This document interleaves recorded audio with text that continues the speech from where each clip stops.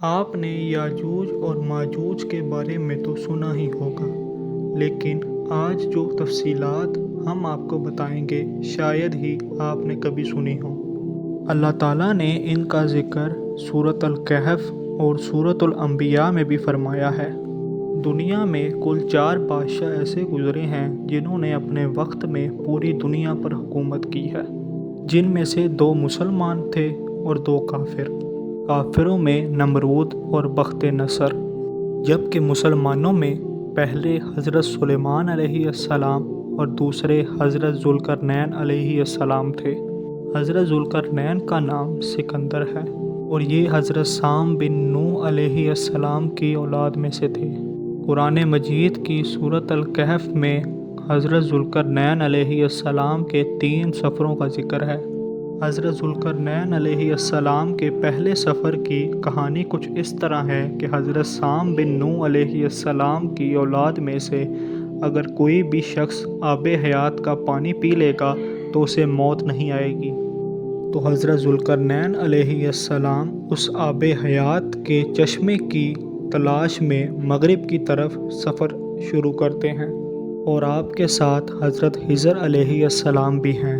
حضرت خضر علیہ السلام اس آب حیات کے پاس پہنچ بھی گئے اور اس کا پانی بھی پی لیا، جبکہ حضرت ذوالقرنین علیہ السلام کے مقدر میں وہ نہیں تھا اور انہیں آب حیات کا چشمہ نہیں ملا۔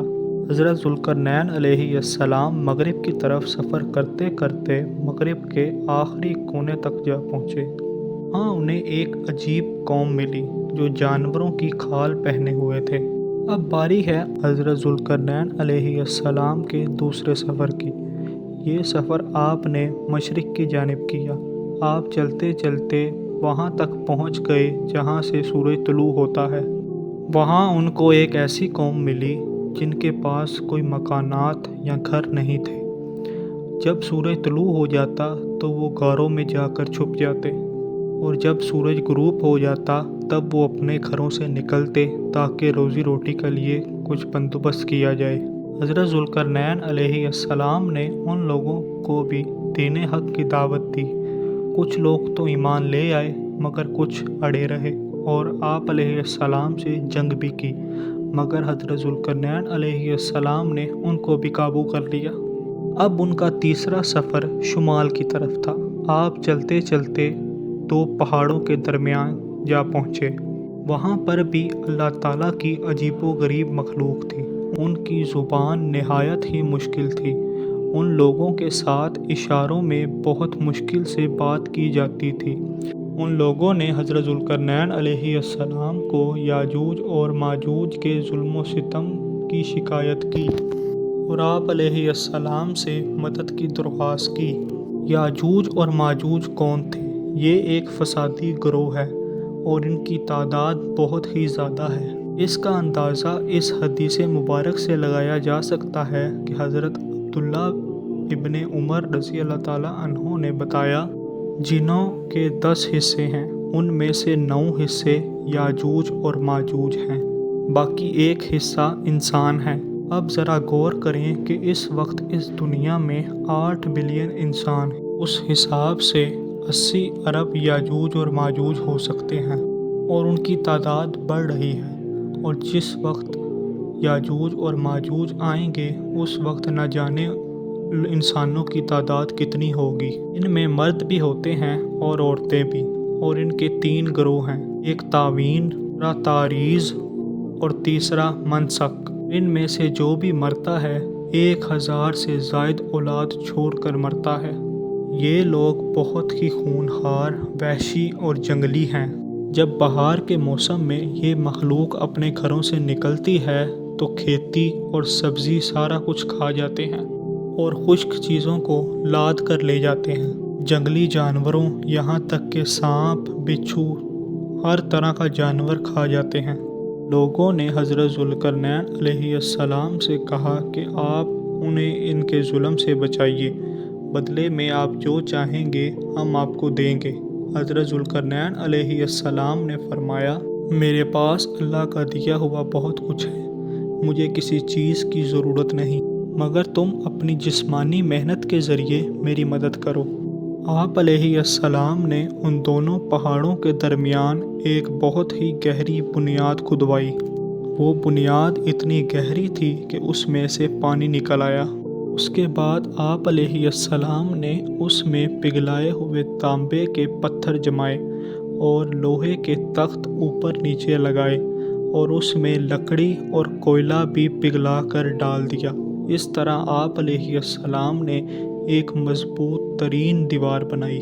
اب ہوا یوں کہ یاجوج اور ماجوج دیوار کی ایک طرف اور یہ قوم دیوار کی دوسری طرف ہیں۔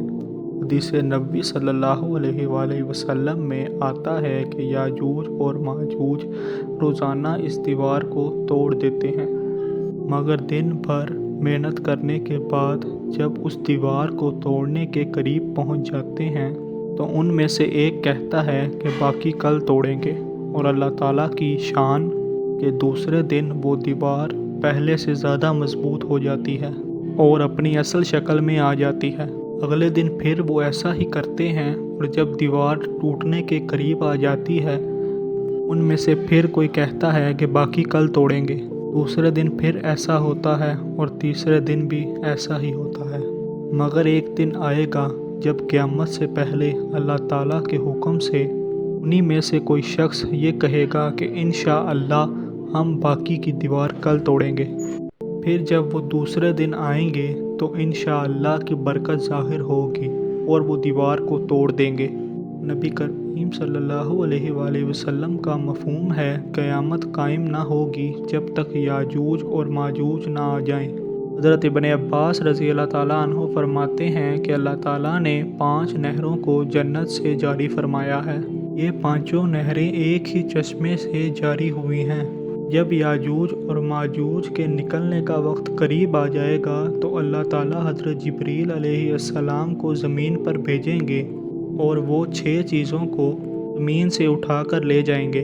ان 6 چیزوں میں سے قرآن پاک اٹھا لیا جائے گا، سارا علم بھی اٹھا لیا جائے گا، حجر اسود اور مقام ابراہیم بھی اٹھا لیا جائے گا، حضرت موسیٰ علیہ السلام کا تابوت، اور ہم نے جو شروع میں 5 نہروں کا ذکر کیا ہے وہ بھی اٹھا لی جائیں گی۔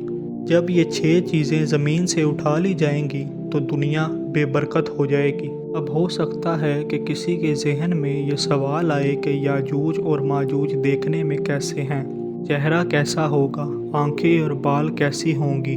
تو ان کے سوال کا جواب ہے کہ حدیث نبوی صلی اللہ علیہ وآلہ وسلم میں آیا ہے کہ یاجوج اور ماجوج چوڑے چہرے والے، چوڑی آنکھوں والے اور موٹے بالوں والے ہوں گے۔ یاجوج اور ماجوج کا ظہور اس وقت ہوگا جب حضرت عیسیٰ علیہ السلام دجال کو قتل کر چکے ہوں گے۔ قتل دجال کے بعد حضرت عیسیٰ علیہ السلام کو حکم الہی ہوگا کہ مسلمانوں کو لے کر کوہ طور پر چلے جائیں۔ وہ اس لیے کیونکہ اب کچھ ایسے لوگ ظاہر ہونے والے ہیں جن سے لڑنے کی طاقت کسی میں بھی نہیں۔ پھر یاجوج اور ماجوج کا ظہور ہوگا۔ یاجوج اور ماجوج کے نکلنے پر ہی دنیا میں عجیب و غریب فساد شروع ہو جائے گا۔ ان کی تعداد اس قدر زیادہ ہوگی جب ان کا پہلا گروہ بحیرہ طبریہ سے گزرے گا تو سارا پانی پی جائیں گے۔